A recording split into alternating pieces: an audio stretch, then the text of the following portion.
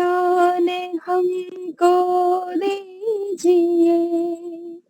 हे प्रभु आनंद दाता, ज्ञान हमको दीजिए।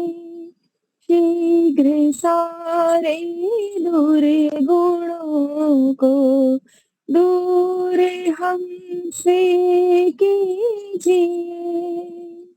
लीजिए हमको शरण में, हम सदाचारी बने।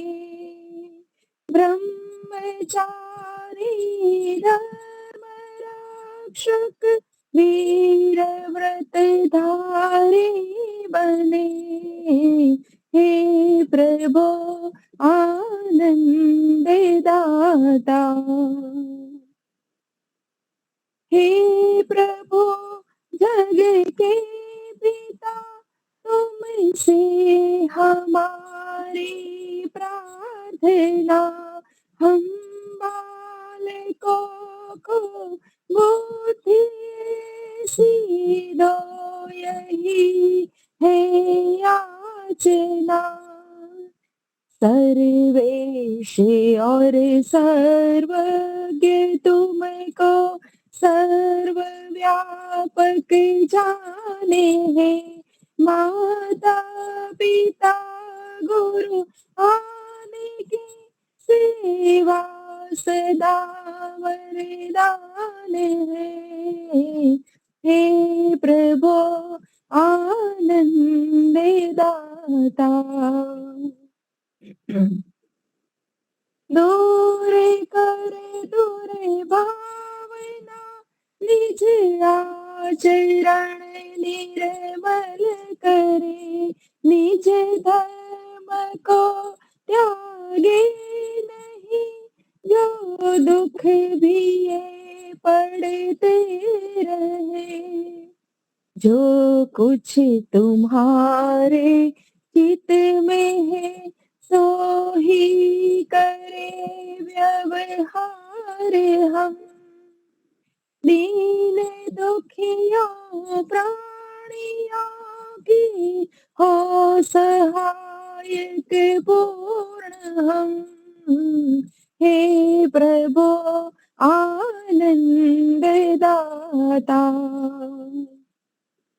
प्रेम से हम गुरुजनों की नित्य ही सेवा करें। सत्य बोले झूठ त्यागे, मेल आपस में करें। निंदा किसी की हम किसी से भूल कर भी ना करें। दिव्य जीवन हो। बहुत सुंदर। समय हो चुका है तो मैं अपना विषय प्रारंभ करता हूं, स्वभाव परिवर्तन।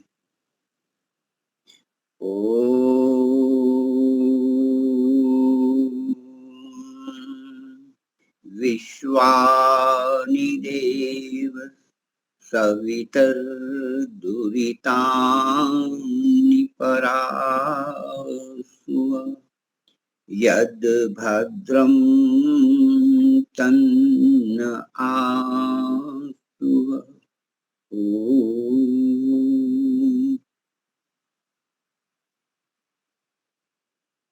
मैं અત્યારે 5 દિવસની एक शिविर करी, हिंदी में ही बोलूंगा। मैंने स्वभाव परिवर्तन नाम की जो लाकरोड़ा में शिविर हुई, उनमें मैं उपस्थित रहा। स्वभाव परिवर्तन शिविर, स्वभाव का परिवर्तन करना। तो पहले मैं सीधा लगातार नहीं बोलूंगा, प्रश्नोत्तरी के माध्यम से हम चर्चा करेंगे और आगे बढ़ेंगे। स्वभाव और परिवर्तन। स्वभाव का मतलब कोई बताएगा? स्वभाव प्रश्नोत्तरी के माध्यम से आप बताए विचार करके, स्वभाव का मतलब क्या? हमारी जो प्रकृति है उसे स्वभाव बोल सकते हैं। हाँ, जागृति है, बराबर है। प्रकृति, अभी प्रकृति। हाँ, प्रकृति, हाँ ये भी ठीक है। अच्छा, और कोई बताए?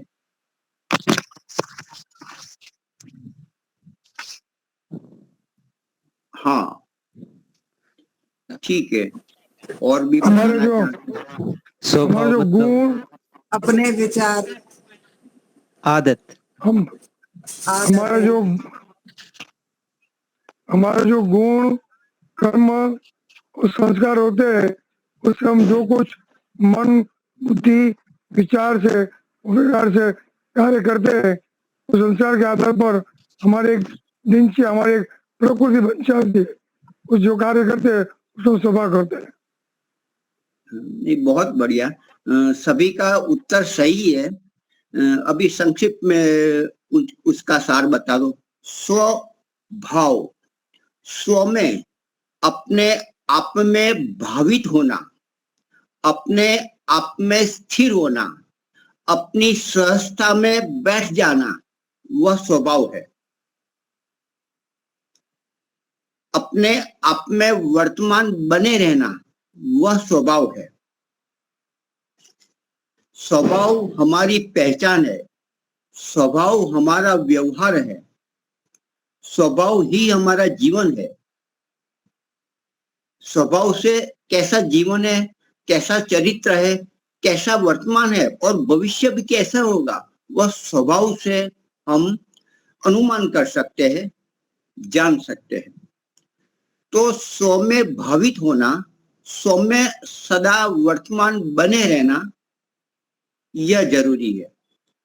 स्वभाव मतलब अच्छी या बुरी हम व्यवहार करते हैं, चेष्टा करते हैं, बार बार करते हैं तो एक आदत बन जाती है, अच्छे या बुरों की। जहां आप जिस ओर जाओगे, बाहर की ओर जाओगे संसार है, अंदर की ओर जाएंगे आंतरिक संसार है।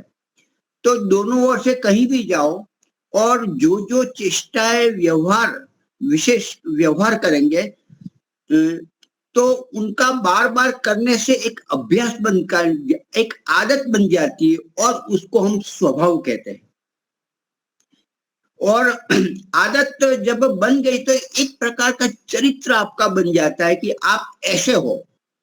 दीपालिका जी है तो बिल्कुल गंभीरता से अपना काम बिना बोले सतत लगातार हृदय से काम करते हैं, ये एक चरित्र बन गया। योगेश्वरी माता जी है, वो बिल्कुल कितने भी काम हो, सेवा कार्य हो, फिर भी वो उपस्थित रहते हैं, भले 5-7 सीखने वाले संस्कृत क्यों न हो। एक चरित्र बन गया, एक आदत बन गया, एक स्वभाव बन गया। तो हमारी व्यवहार निरंतरता बने रहने से इस प्रकार का यह आदमी है, इस प्रकार का यह व्यक्ति है, वो स्वभाव से पहचाना जाता है। स्वभाव ही हमारी पहचान है, स्वभाव ही हमारा वर्तमान है और वही हमें आगे स्वर्ग, दुख, नरक जो भी देगा हमारे व्यवहार पर है।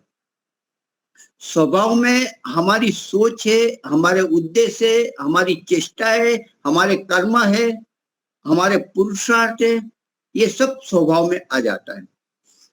तो हमें सबसे बड़ा काम करना है। धन, बहुत सारे धनपति मिल जाएंगे, करोड़ों अबजोपति, अच्छा है, करना चाहिए, गलत नहीं है। चांद पर पहुंचना वो भी कोई अच्छी बात है, बहुत अपना देश का नाम रोशन होता है, गौरव है। और भी बड़े बड़े काम किए, बड़े बड़े टावर बनाए जाते हैं, 77 मंजिले के टावर बनाते हैं, इसमें भी हाई फाई फैसिलिटी होती है, तो ये भी अच्छा काम है, गलत काम नहीं है। लेकिन उनसे ज्यादा महत्व का काम और अधिक मूल्यवान काम है अपने आप के उपस्थित होना, अपने आप में वर्तमान बने रहना, स्व में स्थित हो जाना, स्वस्थ हो जाना, स्व में भावित हो जाना, वह स्वभाव है। बाहर जाएंगे सुख मिलता है, लेकिन शांति मिलेगी उनकी गारंटी नहीं, तृप्ति मिलेगी उनकी गारंटी नहीं।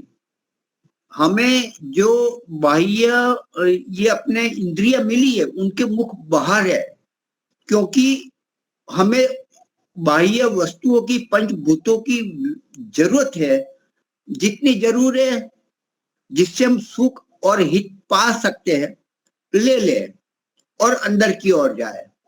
अपनी सच्ची यात्रा अंदर की है, बाहर की नहीं है, क्योंकि अंदर से जो हम जो दिखाई देते हैं वो हम सत्य नहीं है, पूर्ण सत्य नहीं है। पूर्ण सत्य वह है जो हम अंदर से है। हमारे विचार, हमारे संकल्प, हमारे उद्देश्य, हमारे योजनाएं, ये सब वो वास्तव में हम है। ये तो केवल प्रगटीकरण, हमारा प्रगटीकरण, हमारी भावना का, हमारे संस्कार का प्रगटीकरण पंचभूतों से हुआ है और आगे भी ऐसा ही होगा। तो वास्तव में हम जो है वो अंदर से है। तो स्वभाव क्या बदल सकते हैं? बहुत सारे सब कहते हैं कि ये मेरा स्वभाव तो बस स्मशान में ही जाएगा, ठाठड़ी में ही जाएगा, स्वभाव नहीं बदलेगा। नहीं बदल सकते, ऐसा सामान्य रूप से जन कहते हैं, लोग कहते हैं। तो स्वभाव क्या सहज है, प्राकृतिक है, या अन्य बाहर से आया है, गया है, उसको निकाला सकता है? हाँ, कोई बताए, स्वभाव क्या स्वाभाविक है, प्राकृतिक है, या अस्वाभाविक,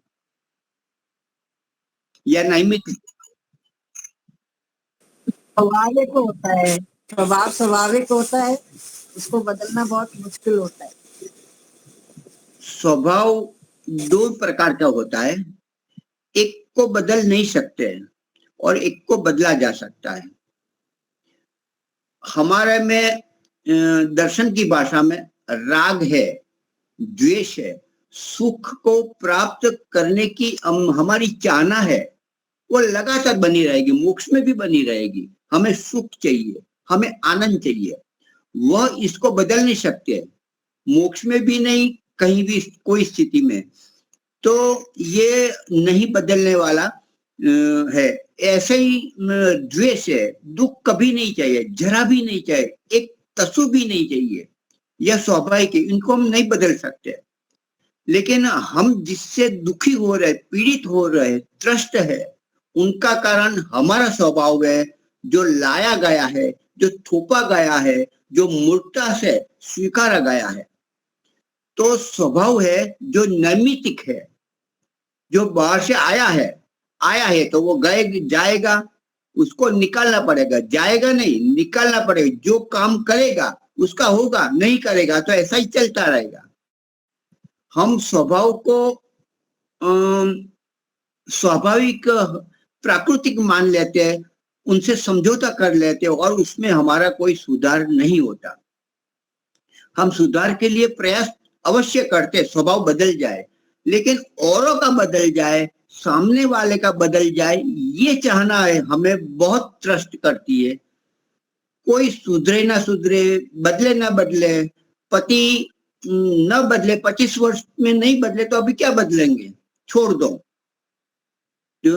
पत्नी भी है, चाहे कुछ भी कहो वैसा ही होगा, छोड़ दो।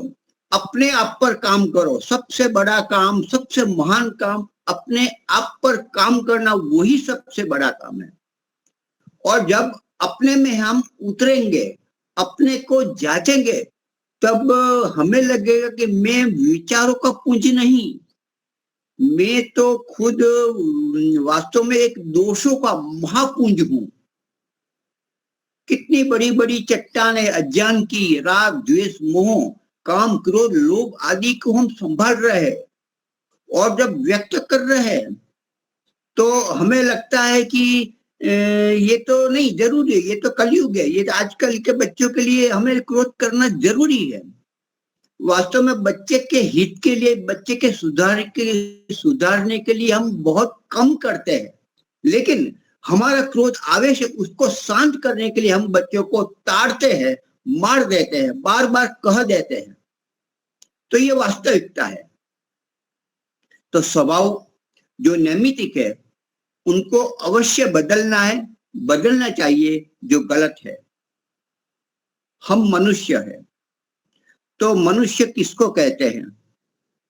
आपसे सुनना चाहता हूं, मनुष्य की व्याख्या कोई बताए। जो मननशील है, मनन जी करता है। बराबर, ठीक है। और आगे बताइए। जो मननशील होकर अपने सुख दुख और हानि लाभ को दूसरों के सुख दुख और हानि लाभ समान समझे। दूसरों के बहुत सुख ही दुख और हानि लाभ को अपने सुख दुख और हानि लाभ के समान समझे। बहुत ही बढ़िया। ये स्वामी महर्षि दयानंद सरस्वती का यही वाक्य है। मनुष्य उसको कहा जाए जो मननशील होकर अन्यों के सुख दुख को समझे और तद अनुसार आत्मवत व्यवहार करे। आत्मवत, मुझे जो पसंद है वैसा व्यवहार अन्यों के साथ करे। मुझे जो पसंद नहीं है ऐसा व्यवहार हम किसी भी प्राणी के साथ न करें। यह व्यवहार मनुष्य का है। मनुष्य तो उसका स्वभाव कैसा होना चाहिए बताइए। मनुष्य का स्वभाव कैसा होना चाहिए? और पशु है, पशु का कैसा व्यवहार हो, दोनों का अंतर बताइए कोई एक दो व्यक्ति। बहुत सरल बातें हैं। आवाज नहीं है, आवाज। जो सिर्फ देखकर मनुष्य- चलता है, बोलिए। जो मनुष्य सिर्फ देखकर, अब बोलते हैं जो सिर्फ देखकर चलता है, आचरण करता है, वह पशु है। लेकिन देखकर, सोच समझकर, बुद्धिपूर्वक जो क्रिया करता है वो मननशील होकर जो कार्य करता है वो मनुष्य है। बहुत बढ़िया, ठीक है बात। दीपालिया कीजिए आप।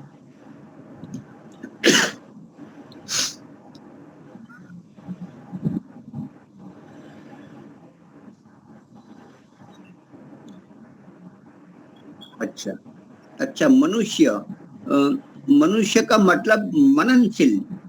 जो मननशील सोच विचार कर काम करे, बुद्धि पूर्वक काम करे, वह मनुष्य है।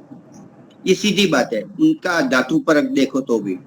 और पशु, पश्यति इति पशु, केवल देखता है, सोचता नहीं, सोच सकता नहीं और काम कर देता है। आज जो पशु है वो अपना जो स्वभाव है, मतलब ईश्वर प्रदत्त जो दिया है स्वभाव, उसी प्रकार से वो बिल्कुल पशु ही बना रहता है। पशु तो उनमें बिल्कुल है। वो अपने आप से कभी गिरता नहीं, वो कभी पाप कर्म करता नहीं। किंतु मनुष्य में प्रेम होने चाहिए, स्नेह होना चाहिए, विचार पूर्वक काम करने वाले होने चाहिए, अन्यों का सुख दुख समझना चाहिए, अपने आत्मवत व्यवहार औरों से करना चाहिए, संगठन में रहना चाहिए और अन्योन्य परस्पर सहयोग की भावना करके वो प्रकट भी करनी चाहिए। तो सोचे, पशु है, पशु एक शेर है, कोई भी हो जो मांसाहारी है, वो अपने हिरण को पकड़ता है, मार डालता है, खा जाता है।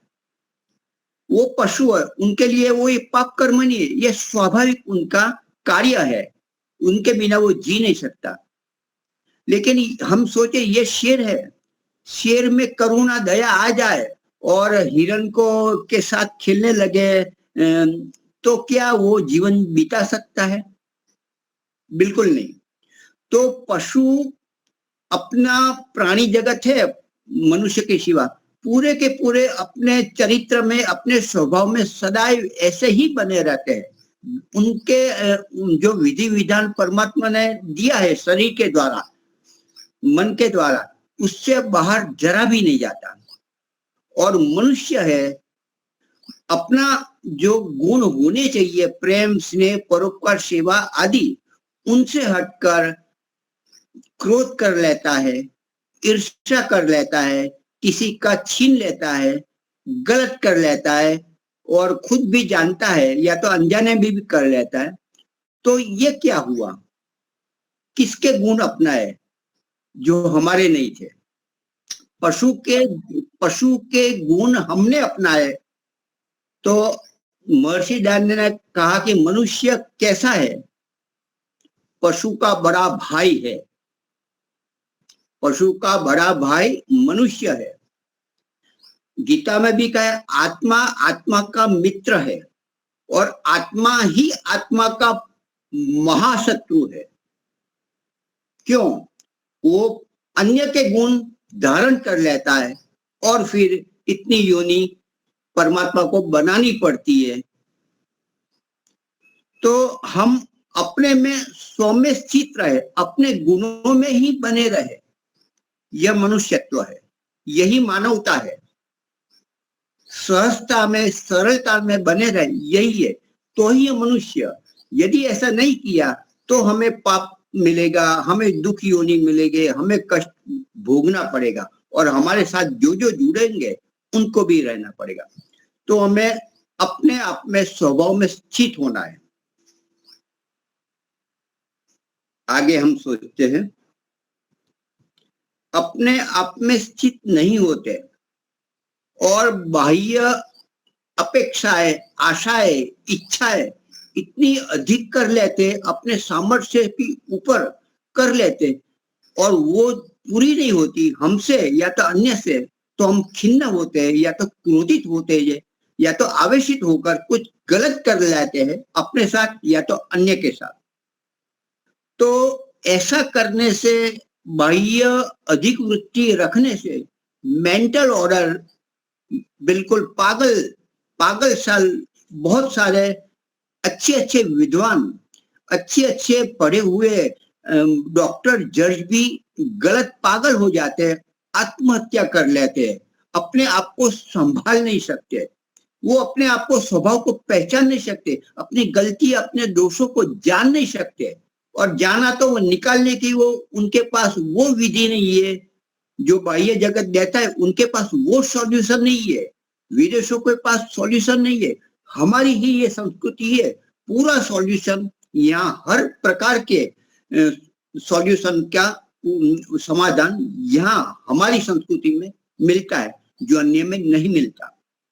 तो स्वभाव का परिवर्तन करना बहुत जरूरी है और उसके लिए हमें बाहर से अधिक अंदर काम करना अनिवार्य है। सब कुछ होते हुए असंतोष है, अतृप्त है, बहुत खाते हुए हम भूखे हैं, बहुत वस्तु होती हुए भी हम खा नहीं सकते, ये स्थिति हो गई है। डॉक्टर ने मना कर लिया है, नहीं खा सकते मिठाई, नहीं ये काम कर सकते, नहीं आप दौड़ सकते, नहीं ये सीधे आप ज्यादा सो सकते। तो ये हमारी गलत व्यवहार, गलत जानकारी, गलत क्रिया होने से ये हम सब भोगते हैं। आज हम अपने आप से बाहर हो गए हैं, अपने आप को संभाल नहीं रहे। जैसे मोबाइल होते हैं, मोबाइल के हम पागल हो गए और ये मोबाइल के द्वारा जो विधर्मी लोगों का हो या तो पाश्चात्य को इतना बढ़ा दिया कि सोचना, संकल्प करना, विचारना क्या देखते मालूम नहीं।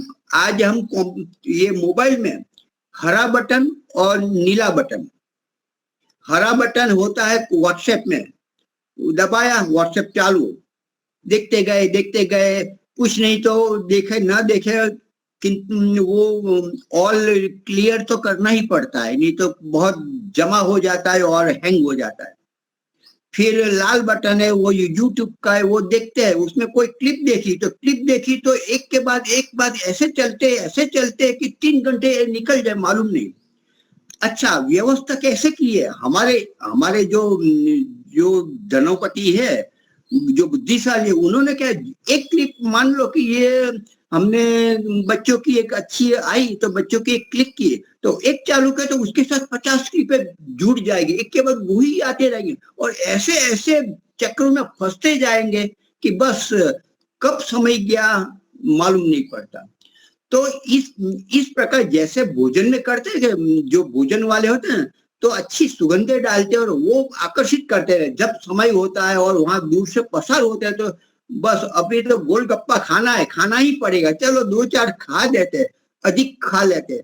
तो ये जैसे बाह्य ऐसे गोलगप्पा आदि जो वस्तु बनाने वाले हैं, इस प्रकार का कुछ द्रव्य लिक्विड डालते हैं, वैसे ही इस प्रकार की व्यवस्था कंप्यूटर में फीड की है कि एक खोलो तो उसी प्रकार का आओगे। यदि आप वो कोई व्यूअर को देखोगे, इसको मारना सासू वो है, वो अपने पति के साथ लग गई है, क्या कहा, तो एक चालोगे तो उसकी पूरी सीरीज आती जाएगी। ऐसे आपके चक्र में फंसा देते हैं कि अपने आप से हम बाहर हो जाते हैं। तो ये सब सबसे पहले अपने आप में स्थिर होना है तो हमें मौन होना पड़ेगा। मौन केवल वाणी से नहीं, देखने से भी। ये सब जितनी जरूर है देख लिया रख दो, देख लिया रख दो, तुरंत 2 बार दिन में देख लिया, 3 बार देख लिया। काम में बात कर लो, 2 मिनट में 5 मिनट से ज्यादा बात मत करो।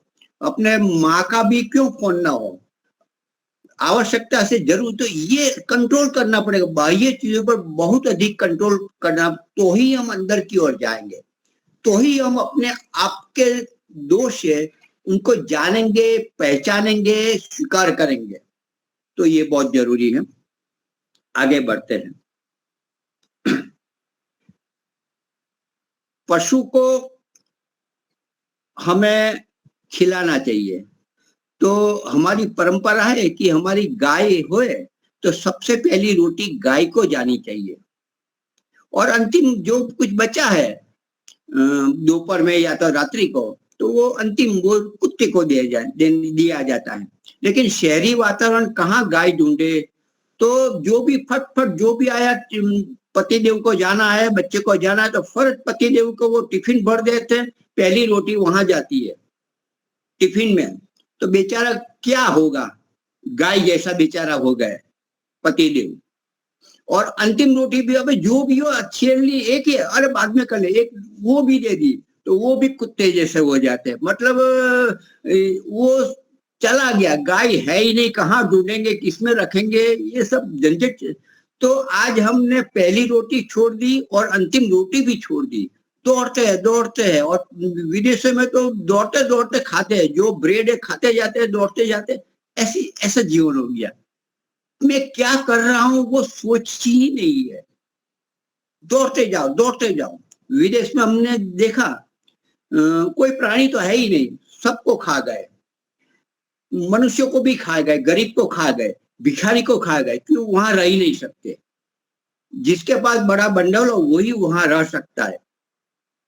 तो ऐसी स्थिति बन गई है। तो कहाँ वो अच्छे प्रेम, स्नेह, सहयोग, ये कुछ नहीं बनता। और यहाँ कुछ बचा है तो उनका हम, गंगा घर पर आ रही है और हम कहाँ मौज मजा में शादी में चले गए, वहां गए, हमारे विद्वान दूसरे प्रांत से राज्य से आते और यहाँ 1 घंटे के लिए आते, और हम 4 किलोमीटर दूर है, नजदीक बोल सकते, तो भी नहीं आते। तो घर बैठे गंगा को भी हम नकार देते हैं। गाय हमारी घर के दरवाजे पर आ गई है, हमारे भिक्षुक ब्रह्मचारी भिक्षा लेने के लिए घर पर आ गए हैं, कुछ देने के लिए, पुण्य देने के लिए आ गए, और हम वो सोचते नहीं, दरवाजा बंद करके अपने काम में लगे रहते। तो ये हम पशुता ग्रहण कर रहे हैं, स्वाभाविक नहीं बन रहे हैं। परिणाम में हम सब कुछ होते हुए भी दुखी है, त्रस्त है, त्राहिमाम है। तो हम मनुष्य कैसे बने, उनके लिए तो सबसे पहले जो वेदों में कहा है उनके विधान अनुसार हम वर्तन करें, व्यवहार करें, उस प्रकार के सोचे, उस प्रकार की क्रिया करें, तो हम मनुष्य बने रहेंगे। लेकिन हम संस्कृत नहीं जानते, शिक्षित नहीं है, तो क्या करें, कोई बात नहीं। जो हमारे ऋषि मुनि संत महात्मा जैसा उन्होंने बताया है ग्रंथों में, उनको हम कुछ पढ़े सरल भाषा में, जो है उनका अनुकरण करें।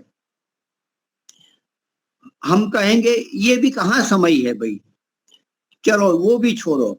तो ऐसा भी अभी जो संत महात्मा जो अच्छे हैं, जो वैदिक है, जैसा वो व्यवहार कर रहे हैं अपने बाह्य जीवन में और आंतरिक जीवन में, उनको देखे, उनको सोचे और उसका अनुकरण करे तो मनुष्य बने रहेंगे। नहीं तो चारों ओर पशुता ही बांट रहे, सब पशुता, पैसे के द्वारा, पद के द्वारा, प्रतिष्ठा के द्वारा,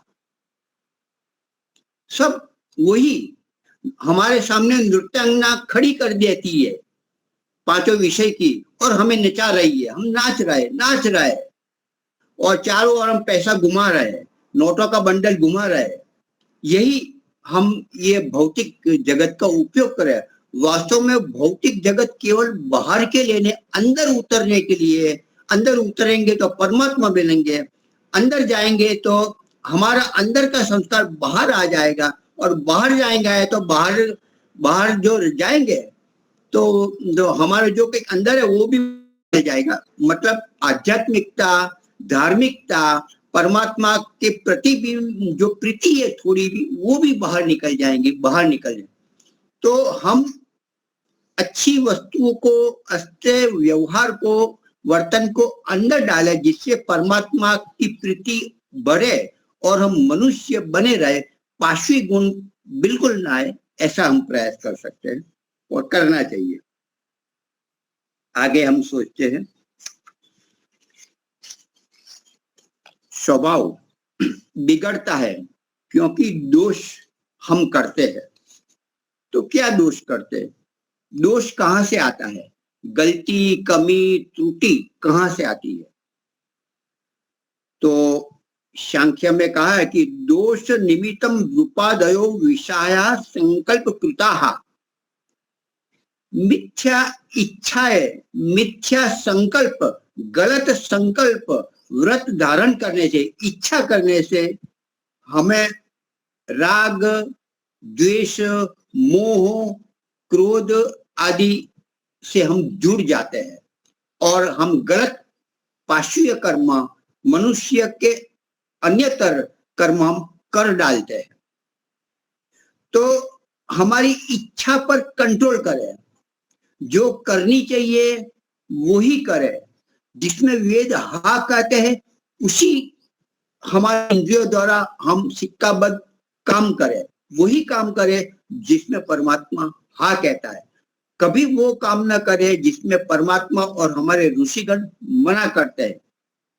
ऐसा करेंगे और आहार का मतलब भोजन मुख के द्वारा देना वही नहीं आहार, आंख का, रूप का, आंख का आहार है, नेत्र का आहार है, रूप है। तो ये हमारे जो क्षोत्र है उनका आहार शब्द है। तो जो जो इंद्रिय उसके आहार ठीक ले और जो जरूरी है, जिससे हमारा हित होता है, जिससे हमारी वास्तविक प्रगति होती है, वही काम करे तो हम मनुष्य बन जाएंगे, मनुष्य बने रहेंगे और पशुता की ओर आगे नहीं बढ़ेंगे।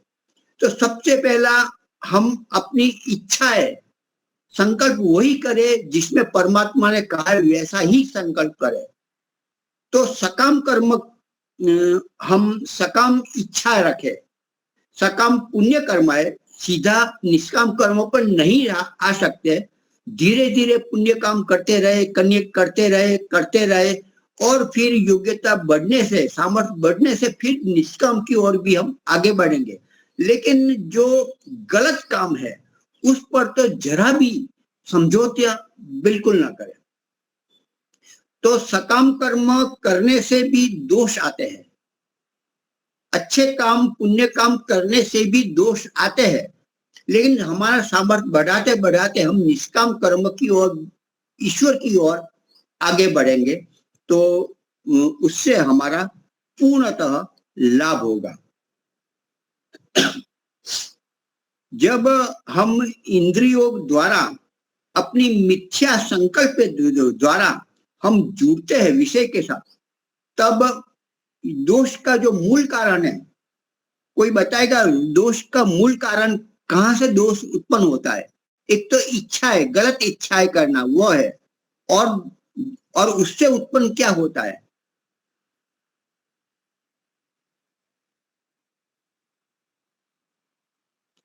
दोषों का कारण क्या है?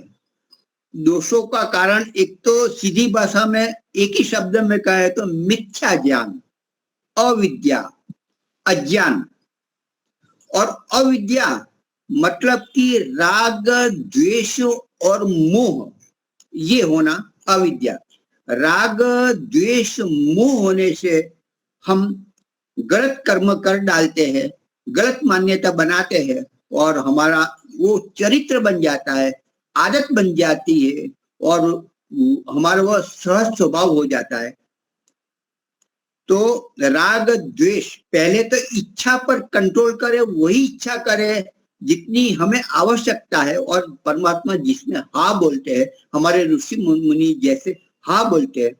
और जो राग द्वेष मोह उत्पन्न हुए मिथ्या संकल्प लेने से, तो मिथ्या ज्ञान करने से राग द्वेष मोह उत्पन्न हुआ। तो जो सत्य संकल्प करे, सत्य इच्छाएं करे, वास्तविक जो हमारे लिए हितकारी है और जरूरी है, हितकारी तो बहुत है लेकिन हमारा सामर्थ्य उस अनुसार हितकारी धीरे धीरे लेते जाए और उनको लेते लेते हम राग द्वेष मोह हट जाएंगे, तो सकाम प्रवृत्ति नहीं होगी। सकाम प्रवृत्ति नहीं होगी तो फिर जन्म नहीं होगा, और जन्म नहीं होगा तो हमारा दुख नहीं होगा। ये सांख्य दर्शन का दूसरा सूत्र वही बोलता है कि अविद्या हटेगा तो ये सकाम कर्म बंद हो जाएंगे, सकाम दोष बंद हो जाएंगे, दोष बंद हो जाएंगे तो ये सब राग द्वेष मोह बंद आएगा नहीं, तो फिर जन्म होगा नहीं, जन्म नहीं होगा तो फिर बस मस्ती ईश्वर के साथ हम संलग्न हो जाएंगे, उसमें उसकी गोद में हम बैठ जाएंगे। तो अविद्या मूल कारण है जिससे राग द्वेष मोह आदि उत्पन्न होता है। तो आगे हम चलते हैं, ज्यादा दर्शन पर नहीं जाएंगे। स्वामी विवेकानंद जी ने, और आप सब जानते सुनते हैं, स्वभाव बदलना वह वास्तविक जीवन की कला है। स्वभाव क्यों नहीं बदलते? क्योंकि हमने स्वीकार कर लिया है कि ये तो ऐसा करना ही पड़ता है, जैसे के साथ तैसा ही रहना पड़ता है, नहीं तो हमको सब खा जाएंगे, हमको लूट लेंगे। ये मान्यता बनी है, शायद सत्य भी हो लेकिन अधिकतर गलत होती है। तो हमें स्वभाव को बदलने के लिए यह मेरा दोष है उसको स्वीकार करना पड़ेगा। स्वीकार तो हम अपने आप को दोष को कहाँ करते हैं? नहीं, मैं तो अच्छा हूँ, मैं तो धार्मिक हूँ, मैं तो आश्रम में घूमता हूँ, मैं तो अच्छे अच्छे प्रवास करता हूँ और किसी का गलत नहीं करता, अपने आप को बहुत अच्छा धार्मिक आर्य मानते हैं। वास्तव में अंदर हम अपने आप को देखें, अपना मूल्यांकन करें, अपना लोचन करें स्व का, तो मालूम होता है कि जैसा हम मानते हैं वैसे नहीं है। अभी मुझे निंद्रा आ रही है, तंद्रा आ रही है, क्यों आ रही है? क्योंकि मैंने कुछ गलत कर दिया है, अधिक खा लिया, नहीं खाना चाहिए खा लिया, चलो खा लेते हैं, बिगड़ जाए, एक रोटी जाए कहीं जाए, इससे कूड़े में जाए, चलो इसमें डाल देते हैं। तो हमने समझौता कर लिया, अपनी गलती से, अपने स्वभाव से समझौता कर लिया, नहीं खाना है खा लिया, छोड़ो ना, ये कहाँ बिगड़ जाता है, फ्रिज में ही रखा है ना, खा लेते हैं, ये कल सुबह में ही रखा है ना, तो इतना तो चलता है। यहाँ तक कि आज तक फ्रिज में तो महीनों का पड़ा होता है, बिगड़ा कहाँ बिगड़ा है, दिखाओ कहीं बिगड़ा है, चिमड़ा है, कुछ नहीं, खा लेते हैं। वास्तव में कुछ दिन के बाद उसमें बिगाड़ चालू हो ही जाता है, हम जानते भी है, फिर भी समझौता कर लेते हैं। और हमारा स्वभाव कैसे सुधरेगा, कैसा बदलाव होगा? मान्यता हमारी जो है वेद के अनुकूल, उस पर कट्टरता से हम बने नहीं रहते। कट्टरता जो होनी चाहिए सत्य के लिए, यथार्थ के लिए, वो कट्टरता हम नहीं रखते। इसलिए दोस्त के साथ समझौता कर लेते हैं और वो आदत बन जाती है और फिर तो हम मानना ही भूल लेते, नहीं ये तो ऐसा करना ही, जैसे के साथ कैसा ही करना पड़ेगा। बहुत गुस्सा होते हैं तो यहाँ तक कह देते हैं कुछ, जा तू मरेगी नहीं है, तू मरेगा ना तो तेरे पेट में, तेरे शरीर में कीड़ा पड़ेंगे, यहाँ तक हम बोल देते हैं। ऐसा नहीं बोलना चाहिए, लेकिन एक आवेश तो निकाल दिया, जो भी होगा बोल दिया। वास्तव में हम स्व में स्थिर होते हैं तो गुस्सा आते हुए भी या तो नहीं आना चाहिए, आ गए तो उनको कंट्रोल कर रहे हैं, तो हम ये भी बोल सकते बस हे प्रभु तेरा कल्याण हो, तुझे सद्बुद्धि मिले, नमस्ते जी। ऐसा कह के शांत चित्त से अलग हो सकते हैं। ये कब कौन कर सकता है? जो स्व में स्थित है। जिसको स्वभाव बदलना है उनको ये आदत बनानी पड़ेगी कि मेरे ऐसे मित्र मिले जो मेरे दोष बताए, मेरे ऐसे पड़ोसी मिले जो मुझे दोष, मेरी गलती, मेरी त्रुटि बताए। ऐसे तो मिलते नहीं, यदि पड़ोस वाले को ऐसा कहेंगे तो संबंध कट जाएगा, रहने को उसके साथ ही, तो ऐसा नहीं कर सकते। आज का ऐसा माहौल हो गया है। पहले हमारे पितरजन, वडील जन, हमारे काका दादा सब छोटे बच्चे को डांटते थे घर में, ऐसा क्यों करता है, ऐसा बैठा जाता है, ऐसा मत करो। और कोई बुरा नहीं मानता था, हमारे पिताजी या तो हमारी माताजी या तो हमारे कोई व्यक्ति बुरा नहीं मानते थे। और हम जैसे होए तो हम स्थिर, दादा आ गए, काका आ गए तो हम ऐसे स्थिर होते हैं, कुछ गलत ना हो जाए तो डरते थे। और आज हमारे सामने हमारे पौत्र है, हमारे पुत्र है, कुछ नहीं, कुछ भी, हम आए हैं, बेचारे अतिथि आए हैं, वो तो वो अपने मोबाइल में टिके हुए यूं यूं करते, बच्चे को कहते चलो नमस्ते करो, स्वामी जी आए हैं, हमारे अतिथि आए, नमस्ते करो। और नमस्ते हम कहते हैं, लेकिन फिर जबरदस्ती वो नमस्ते करके फिर लग जाता है। तो ये स्थिति है। तो वास्तव में जो भय होना चाहिए अच्छे काम के लिए, वो हमारा भय हमारे बच्चों पर, हमारे पोते पर बिल्कुल नहीं रहा जो पहले था। तो ये भी जरूर, जो हमारी गलती दिखाने वाला हो उसकी मित्रता करो। हमारे दुश्मन के साथ कोई ऐसा हो, मान लो कि दुश्मन ये थोड़ा क्रोधित होने लगा, उनके साथ थोड़ा गलत बोल दो, फिर वो बोल लेगा कि आप ऐसे ऐसो, तो सारी गलती आपको मालूम हो जाएगी। कभी ऐसे नहीं करना चाहिए, लेकिन ऐसा भी कर लो तो वो शत्रु कभी झूठ नहीं बोलता। ऐसे कभी दोष के साथ समझौती नहीं करना। शत्रु और दोष दोनों हानिकारक होते हैं, उनको पालना नहीं चाहिए। और हमने पाल कर बहुत बड़ा कर दिया और वो हमारे अधिकार में रहा नहीं। तो दोष और शत्रु के साथ कभी समझौती न करे, उसको छोटा न माने, बड़ा माने। तो जो वास्तव में हमारी गलतियां कहता है अपने मुंह पे या तो किसी भी तरह, तो उनका अभिवादन करे, उसका धन्यवाद करे कि आपने कहा बहुत अच्छा। ऐसे तो पति पत्नी है तो वो तो अपना दोष धड़ाधड़, हम कुछ बोले तो उससे 10 वाक्य सामने से आ जाता है, तो वो दोष का है। लेकिन वास्तव में जो सत्य है, तो भले पत्नी कहते हो या पति कहते हो, तो उनको स्वीकारना चाहिए, चाहे नम्रता से सिखाए या तो मौन होकर स्वीकारे, लेकिन स्वीकारना चाहिए। तो हमारे पति पत्नी के संबंध है तो या परिवार के, तो दोष बता देते हैं, उसको गंभीरता से सोचना है, निगलेक्ट नहीं किया। ऐसा क्यों किया, यही बात क्या प्रेम से नहीं कर सकते? हम ऐसा मानते हैं, ऐसा चाहते हैं। मैं योगी जैसा हूं, मैं संत हूं, तो सामने वाला भी संत होगा, ऐसा क्यों मानते हैं? लेकिन आवेग बताकर, प्रदर्शित करके भी हमारा दोष बता देता है, उनको गंभीरता से सुन ले, समझ ले और अच्छा लगे स्वीकार ले, और बाकी ये तो दूसरे कान से निकाल ले। लेकिन वो एक बार सुन ले। पत्नी को कुछ नहीं चाहिए, केवल मेरी सुने। मैंने पूरे दिन कितना मैं हैरान हुई, कोई पूछने वाला नहीं, बच्चे ने हैरान किया, इतना काम करती और पति देव आते हैं, कुछ नहीं पूछते।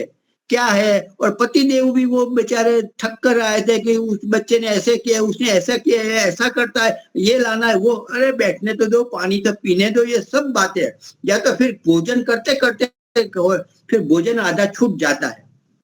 हमारे स्वामी सत्यपति जी तो वो बताते हैं, और वो जब घर में सब जाते थे, सभी के घर में जब बुलाए तो वहां जाते थे, भोजन करते थे, तो पति और पत्नी परिवार को सबको बुलाते हैं, क्या है, कैसे हो, परस्पर पति पत्नी में, बच्चों में प्रेम है। तो वो बेचारे माता जी आते हैं, अरे स्वामी जी क्या बताए, हमारा 25 वर्ष 30 वर्ष हो गए शादी के, एक दिन भी ऐसा गया नहीं हो हमारे पति पत्नी के बीच में संघर्ष ना हुआ हो। तो स्वामी जी का, अरे भगवान, हे परमात्मा, बस बचाओ, अभी क्या क्या बात करें। तो ऐसे अतिथि हमारे विद्वान लोग को बुलाना चाहिए, वो वास्तव में हमारे भोजन करके हमारे सामने बैठते हैं और वो कहते हैं क्या है, क्या कोई तकलीफ नहीं ना, अंदर अंदर अच्छा है ना, ये सब पूछते हैं हमारे विद्वान, हमारे आर्य विद्वान पूछते हैं। हमें सबसे ज्यादा वो लाभ मिलता है, हमारे बच्चों को, हमारे पोते को ये लाभ तो विद्वानों का आगमन होना चाहिए, जिससे वो हमारे मार्गदर्शक बनते हैं, हमारी समस्या, हमारे दोष को दिखाते हैं और उसका सॉल्यूशन, समाधान भी देते हैं। तो सबसे पहला कि दोष सामने वाला जो बताने वाला उसके साथ मित्रता करे, दोष बताने वाला जो है उनको अमृत समान माने और उसको गंभीरता से सोचे और अपने पर काम करे। औरों को नहीं बदलना है, पति को नहीं बदलना है, पत्नी को नहीं बदलना है, अपने आप का सुधार करे। सामर्थ्य है तो करेंगे, नहीं तो हट जाएंगे, अपने में मस्ती रहेंगे, जरूरत हो गई जाएंगे, सब कुछ काम करेंगे। ये दो बातें, सामर्थ्य हो तो आप अपना सुधार कर लो, औरों का भी सुधार का प्रयत्न करें। नहीं सामर्थ्य है तो वही वातावरण, पवित्र वातावरण में उसके संग में रहे, अच्छे व्यक्तियों के संग में रहेगा तो धीरे धीरे हमारे समाधान की स्वर्ण सूत्र मिलते जाएंगे, एक बढ़ावा मिलते जाएगा और एक अच्छा विचार, एक अच्छे संस्कार, अच्छी बातें मिलने से अन्य सारे संस्कार उभर जाएंगे, वो हमें बल देंगे और हम आगे आगे चल के हम अपना दोष के प्रति सतर्क सावधान होकर हम उसका सॉल्यूशन निकालेंगे, सामर्थ्य भी बढ़ेगा और औरों को पर उसका प्रभाव पड़ेगा। तो समय हो चुका है, तो मैंने अपनी भाषा में जो कुछ सुना था उसका थोड़ा सा बताया। खूब खूब धन्यवाद, आपने सुना। जी, अपने बहुत अच्छा शंकर जी, हम लोग शिविर में जाके आ गए।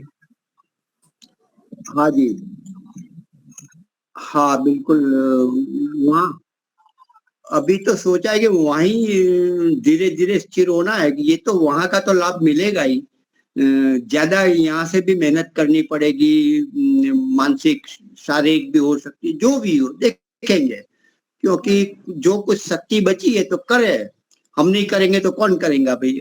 सब अनुकूलता है, नहीं है तो अनुकूलता बनाने का प्रयास करेंगे। बस आप लोगों का आशीर्वाद है, आप लोगों का शुभकामना है।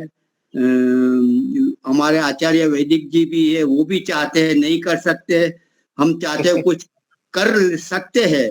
हमारे दो मालिक है, एक सरकार मालिक है, इसलिए निश्चिंत है, और बड़ी मालिक भी क्या माने, पुण्य कर्म कुछ किए होंगे तो ये स्थिति में है।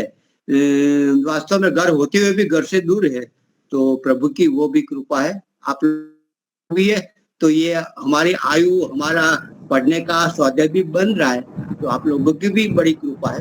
हाँ शंकर जी, आप तो जय घोष शांति पाठ के बाद कराइए। शांति पाठ, पहले हम अपने को सुधारें, फिर दूसरे को सुधारने का प्रयत्न करें। हम दूसरे को सुधारने के लिए तैयार हैं, अपने को सुधारते नहीं हैं। तो आज आपने बहुत मार्गदर्शन दिया कि हम सुधरेंगे तो जग सुधरेगा। आज के व्याख्यान माला का समापन। आवाज आ रही है? हेलो, आवाज आ रही है? आ रही है तो शांति पाठ हो जय घोष। ओम ध्यो शांति अंतरिक्षगम शांति पृथ्वी शांतिरापः शांतिरोषधयः शांतिर्वनस्पतयः शांतिर्विश्वे देवा शांतिर्ब्रह्म शांति सर्वं शांति शांतिरेव शांति सामा शांतिरेधि। ओम शांति शांति शांति जय घोष। जो बोले सो अभय। सत्य सनातन वैदिक धर्म की जय। मर्यादा पुरुषोत्तम भगवान राम की जय हो। योगराज भगवान कृष्ण की जय हो। व्याकरण सो गुरु गिरिजानंद की जय हो। युग प्रवर्तक महर्षि दयानंद सरस्वती की जय हो। भारत माता की जय हो। गौ माता की पालन करो। देश के अमर शहीदों की जय हो। वेद की ज्योति जलती रहे। ओम का झंडा ऊंचा रहे। ऊंचा रहे। आर समाज अमर रहे। सत्यार्थ प्रकाश अमर रहे। प्रणव ध्वनि